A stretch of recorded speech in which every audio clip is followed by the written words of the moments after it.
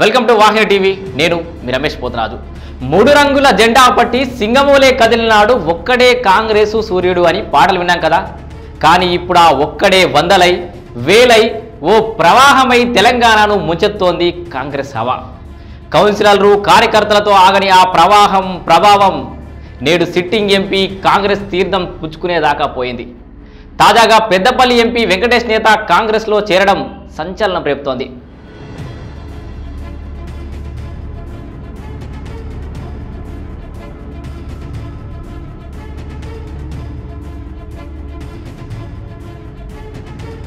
మరోవైపు కల్వకుంట్ల కుటుంబంపై కోమటిరెడ్డి వెంకటరెడ్డి వరుస పెట్టి సంచలన వ్యాఖ్యలు చేస్తుండటం దుమారం రేపుతోంది.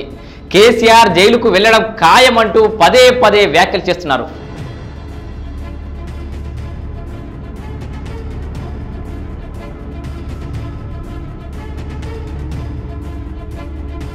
మరోవైపు మైనంపల్లి వర్సెస్ హరీష్ రావు ఎపిసోడ్ కీలక మలుపులు తిరుగుతూ ముందుకు సాగుతోంది.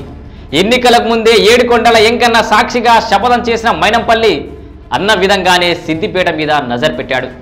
సిద్దిపేట పర్యటనకు రాకముందే అక్కడ కాక రేగుతోంది. సిద్దిపేట చరిత్రలో కని విని ఎరగని రీతిలో కాంగ్రెస్ ఫ్లెక్సీలు పడుతుండటం, చక్రధర్ గౌడ్కి సంబంధించిన ఫ్లెక్సీలు దుండగులు చించేస్తుండటం, ఇలా రాజకీయాలు రసవత్తరంగా సాగుతున్నాయి సిద్దిపేటలో. Let's wait and see Mynampally Siddipet మీద ఎలాంటి ప్రభావం చూపిస్తాడో.